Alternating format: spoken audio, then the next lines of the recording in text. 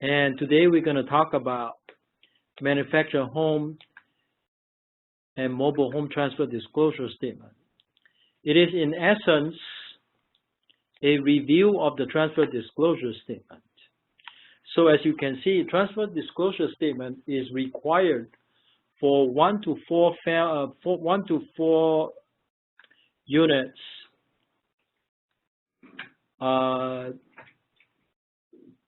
what do you call that? 1 to 4 unit residential properties. It is also required for manufactured home and mobile home. So when you buy or sell mobile home, you are also to prepare a transfer disclosure statement.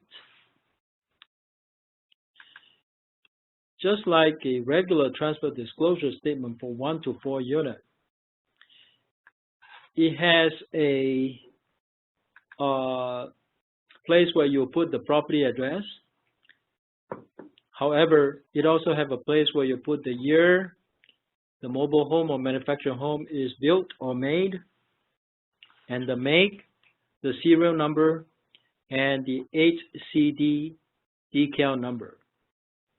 HCD is where you will register your mobile home. You get this information from your seller. The second part, where I say it is not a warranty of any kind by the lawful owner or of the manufactured home or mobile home who offers the home for sale. Hereafter, the seller or any agents representing any principals in this transaction, it is not a substitute for any inspections or warranties the principals may wish to obtain. An agent means any dealer or salesperson licensed pursuant to Part 2 of the Health and Safety Code of the Business and Profession Code. So basically, what this paragraph is saying is that this is not a warranty. All it is just a disclosure. There's a difference between disclosure and warranty. If you give disclosure, you do not necessarily give warranty.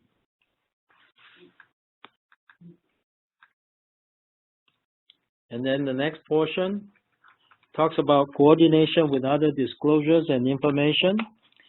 The manufactured home and mobile home transfer disclosure statement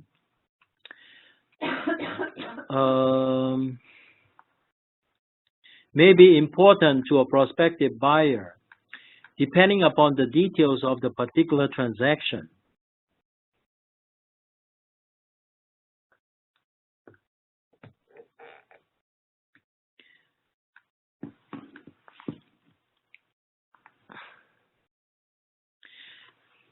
Also, below it, it says substituted disclosures.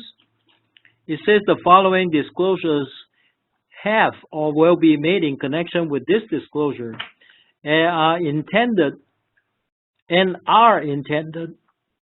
to satisfy the disclosure obligations of these forms, where the subject matter is the same. What that means is, if there is a home inspection report that is prepared that has everything that is contained in the transfer disclosure statement, that may be used as a substitute for transfer disclosure statement. However, my advice is, do not use it as a substitute. The reason is you may make a mistake, or the home inspection report might leave out something, and you just thought that it's a substitute as the transfer disclosure statement, and something is not disclosed, so it's pretty risky.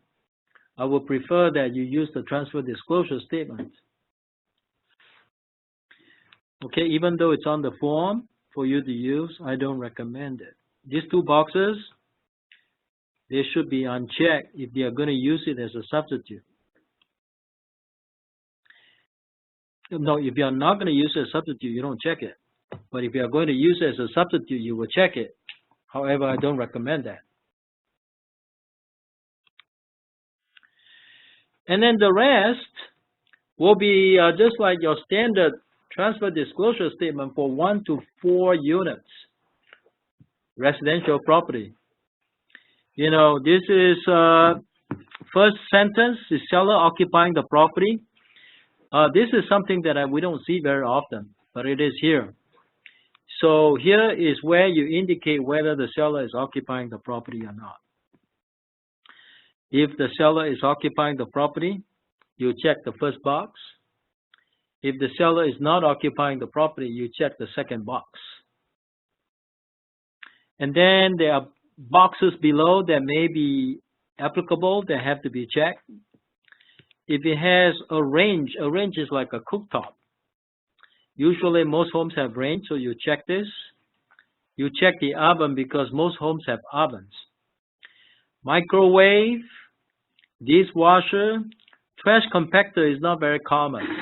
Some homes have trash compactors, other homes do not. Most homes do not have trash compactors. Garbage disposal, most of the time this is checked because most homes have garbage disposal. Washer dryer hookups, most of the time most homes have washer dryer hookups, so this one will be checked. Rain gutters, there are some homes that don't have rain gutters.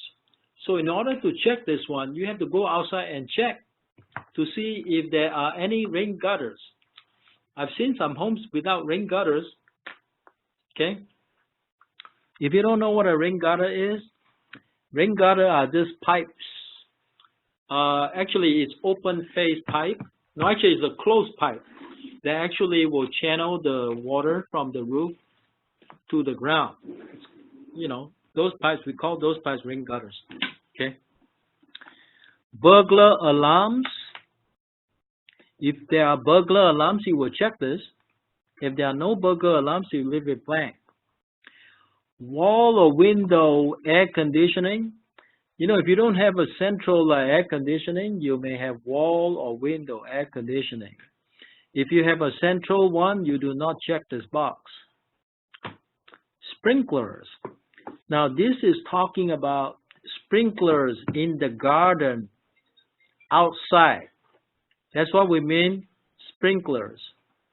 Okay? Public sewer system. Most homes in the cities are connected to public sewer system. So if that is the case, you will check this box. However, if the homes is in an area where there's no public sewer, then they are going to need septic tank. If it is one of those homes, you check septic tank. Previously, I had defended a lawsuit that was filed against my seller client, who was represented by a listing agent that had nothing to do with my company. I was just being a lawyer. And on the disclosure, they checked public sewer system, but there is no public sewer system. They have septic tank. As a result, the sellers got sued. So, when the sellers got sued, probably 80% chance the agents also get sued. If a buyer buys a home that has a septic tank, and on the transfer disclosure statement, the seller did not disclose that there was septic tank, there will be a lawsuit, most likely. Okay? So be careful. Check. Do you have public sewer system or you have septic tank? If you don't know what a septic tank looks like, Google septic tank and you'll see a picture of a septic tank. Okay? Water softener or sump pump. You know what a sump pump is? A sump pump, the purpose of a sump pump is for drainage purposes. Some places, the city requires the house to have a sump pump. Essentially, it's a pump that will pump water that goes into a kind of like a tank. Because sometimes in certain homes, there is like a container that would allow stormwater runoff or rainwater runoff to go into the container. And then there's a pump that allows the owner to pump the property and direct the water to the public drainage. That's what a sump pump is. Okay? So answer, ask the homeowner if there's a sump pump on the property. Water softener, they're usually in the garage. Basically, you add salt to it, and if you add salt to it, and it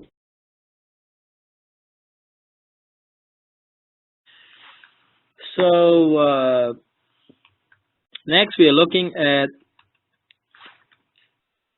the different things that might malfunction. So it could be roof, windows, doors, home electrical systems, plumbing, porch or deck, porch steps and railings, other steps and railings, porch awning, carport awning, other awnings, skirting, home foundation or support system, other structural components. Only check something if you know it's malfunction. Next, are you aware of any of the following? If you notice,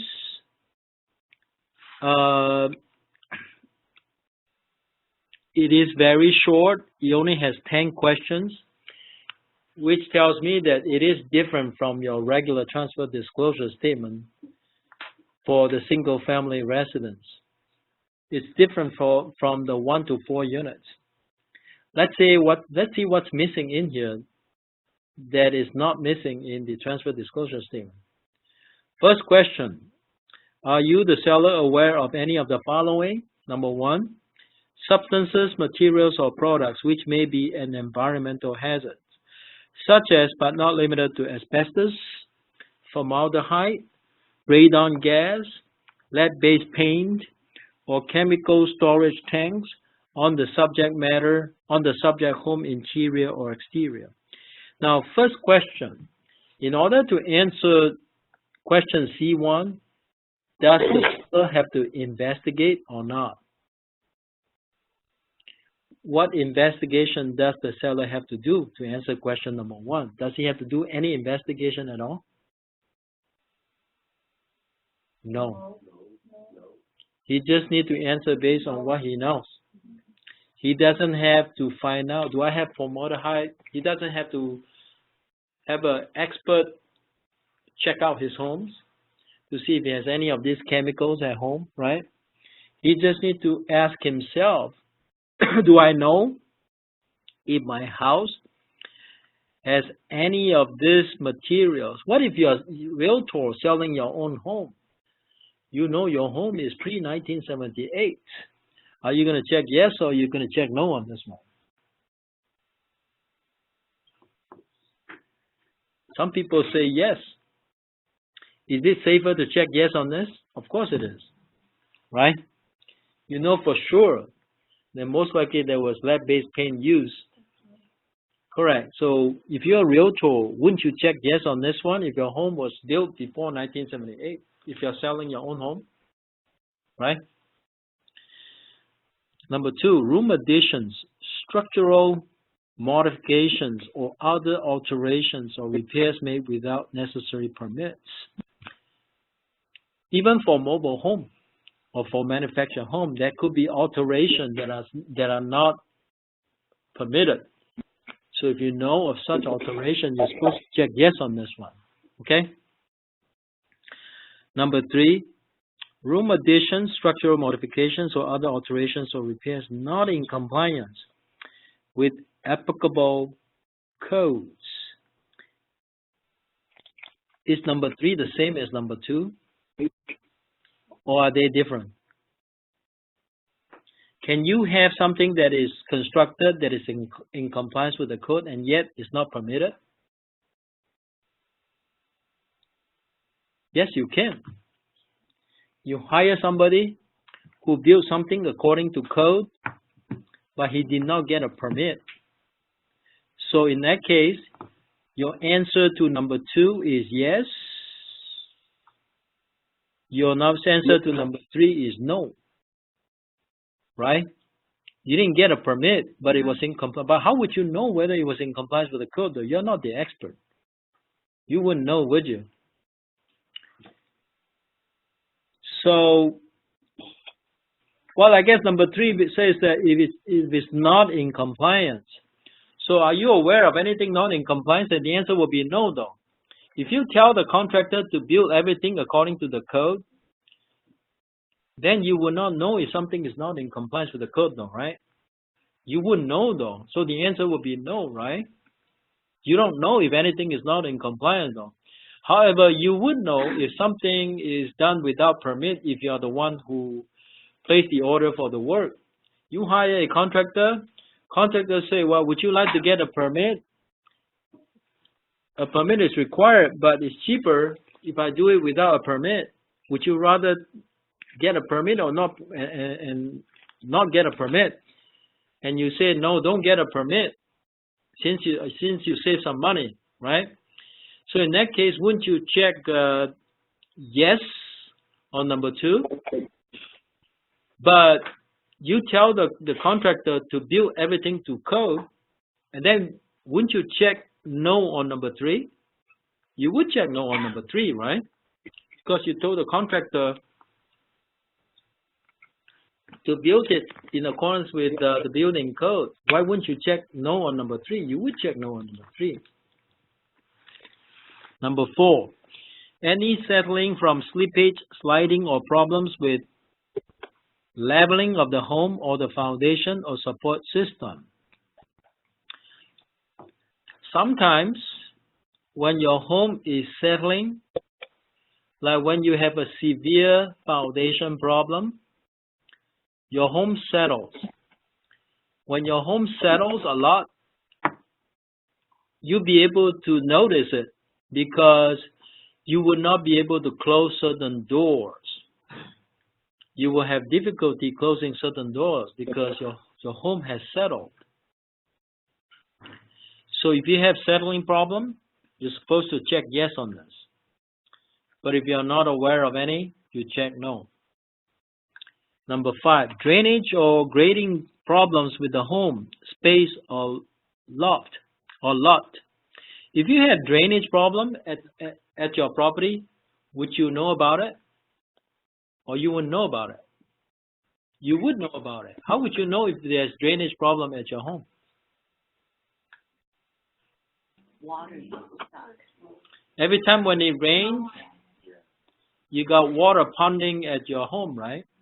Maybe in your backyard, front yard, somewhere. Then you know you have drainage problem, right? Should you disclose? You should disclose if you know, right? Because you know why? If the buyer buys it, he moves into the house, December comes, when the rain comes, he says, oh my God, why is there such a big puddle of water in my house? There's drainage problem. The seller didn't tell me. No, if it's not raining, when the inspector comes, he may not notice there's a drainage problem. However, there are some inspectors that are very good. They put it on the report. Even though they can't see the rainwater, but they can tell there's a drainage problem. So if you live in a house for 6 years, and one of those days when you have the heavy rain, there was a big pool of water in the backyard, do you have a drainage problem? You do. If you never fixed it, then you should answer yes on this question, right? Okay. Next one. Damage to the home or accessory structures being sold with the home from fire, flood, earthquake, or landslides. If your home was damaged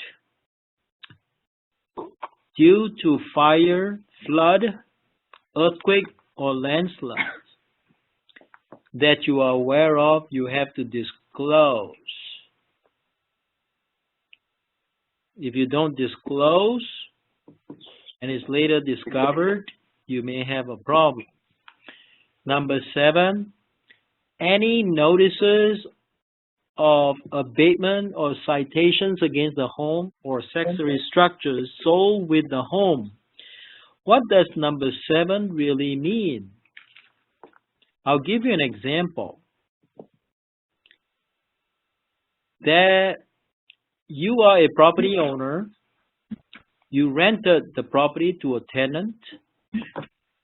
Under the terms of the lease, the tenant was supposed to pay for landscaping, and the tenant did not pay the landscaper, and the landscaper did not come and cut the grass or the weeds. And then the weeds are like 3 feet tall. If the weeds are 3 feet tall, what would the city do to you? Citation, violation. They give you a citation, right? Sometimes the tenant doesn't tell you about the citation. They see the citation, they do not forward the citation to you. And after a while, the city get upset at you. They say, how come you ignore our citation? You say, well, I didn't know it was a rental property. My tenant didn't tell me. There are some cities that are very nice. They will work with you. They understand sometimes it's not your fault that you don't get the citation. What if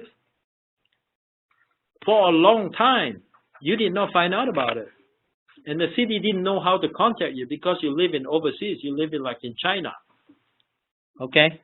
And then every month the tenant just deposit their rent check into your account directly. They don't send checks, and you're just collecting the rent money, and you're not doing anything to look after your property. All this time you're like 3 feet tall grass or weed at your property. You don't do anything for a long time. The city can record a lien against your property.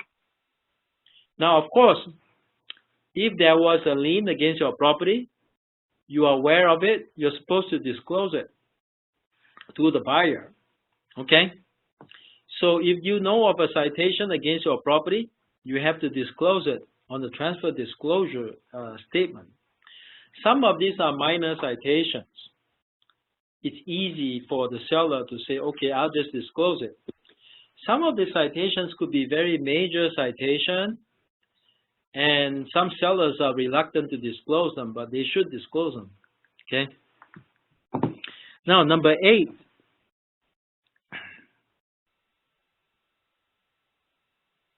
Any lawsuits by or against the seller alleging any defect or deficiency in the home or accessory sold with the home. Oh no, what did I do? Oh, any lawsuit threatening to or affecting the home being sold,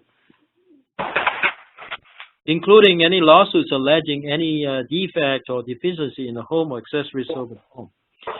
Now, if you are aware of any lawsuits that affect your home, for example, if you live in a community where there's HOA and you bought the property brand new, and then there is a construction defect,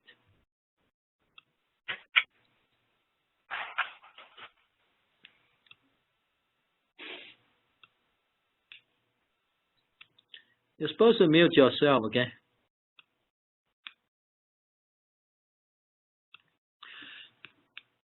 If there is a construction defect and then the HOA files a lawsuit against the developer and you're aware of that lawsuit, are you required to disclose it on number 8? Let's say there's a design defect in all of the windows, and all of the windows leak during the rainy days, and then the HOA files a lawsuit, or HOA is going to file a lawsuit against the developer, and the HOA send letters to all the property owners. You become aware of it.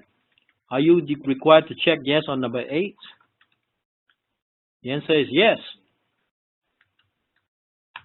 Number 9, neighborhood noise problems or other nuisances. If your property is so close to the freeway that it's obvious that's freeway noise, you still want to check yes, or you're going to leave it as no? Yes. Wouldn't it be better to check yes here? Even though it's obvious, right? I mean, it's obvious. What's wrong with checking yes, right? It's obvious, right? You know how difficult it is to sell a property that has all sorts of noise? Very difficult. Okay. I sold one last year, and it was very tough to sell that one. Okay. Now, number 10. Any encroachment, easement, non-conforming use, or violation of setback requirements with the home. An average seller would not understand what this one means. So they'll probably ask you, what is this, number 10? Number 10 means, did your neighbor have anything that belongs to him that is on your property? That's what number 10 means.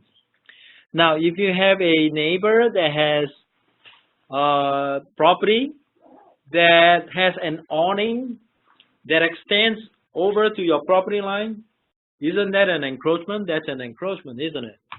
Correct?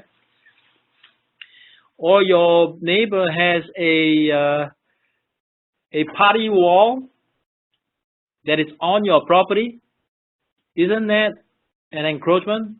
That is an encroachment, right? Mm-hmm. Correct. In other words, that he's using your property, right? Yeah. So would like a tree be with like branches? Yeah, tree branches would be encroachment. Okay. Correct. Okay. But you can trim it though. It's not a problem. Okay. Okay. Now you guys probably don't know what an easement. Some of you don't know what an easement is. A seller probably would not know what an easement is. So you have to explain to the seller, right? Non-conforming use or violation of setback. If you know the setback violation, you need a minimum of 5 feet from the site, right? So it's less than 5 feet, then the seller knows about it. The seller has to disclose it, okay? And then at the bottom, the seller will just sign the disclosure.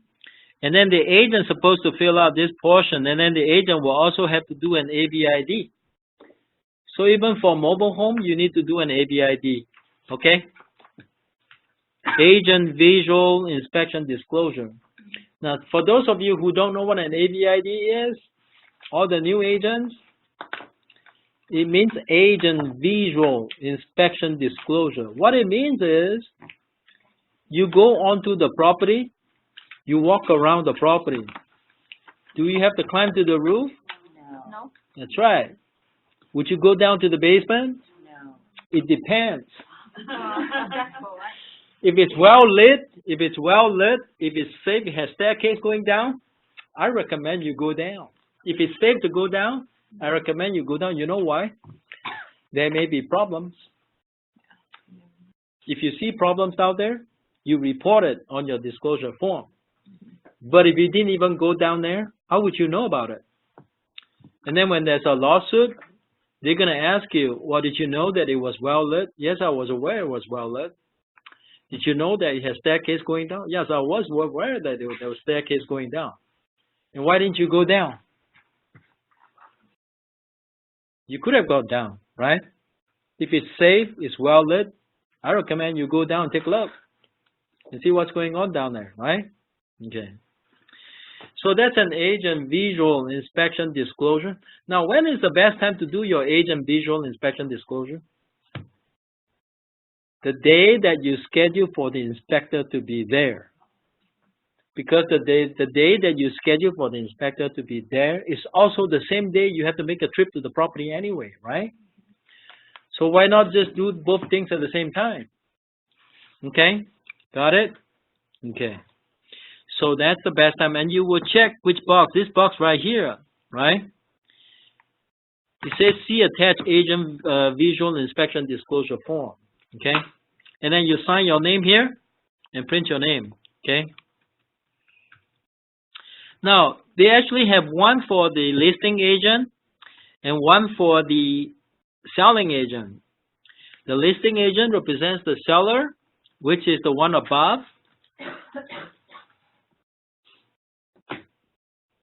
And the one below is by the selling agent. Now let's look at the parentheses. It says here, to be completed only if the seller is represented by an agent in this transaction. So if you're the listing agent, you complete the first portion. Now, if you represent the buyer, it says to be completed only if the agent who has obtained the offer is other than the agent above. If you are a dual agent, you complete both or just the above one, the one above. If you're a dual agent, you only complete the one above. It says here to be completed only if the agent who has obtained the offer is other than the agent above. The dual agent only complete the portion above. Okay? Do not do it twice if you're a dual agent. Got it? You only do it once. And if you represent the buyer, you do the second portion, the one below. Okay? And then you also need whose signature? You need the seller's signature and the buyer's signature, right? And then you need the listing agent signature here. And then you need the selling agent's signature here. Sorry, it's right here. That's the printed name, right? Okay? So that completes the TDS. But don't forget, if you're an agent, you're supposed to attach your AVID to the transfer disclosure statement. Okay? All right, that completes. Well, actually, not quite. There's one other form, but we'll do it next time. Today, we're just going to do the TDS. Next time, we'll do the advisory, okay? So just TDS for this time, and next time, we'll do the advisories for the mobile home and manufactured home. Okay, that's it. Thank you all for coming.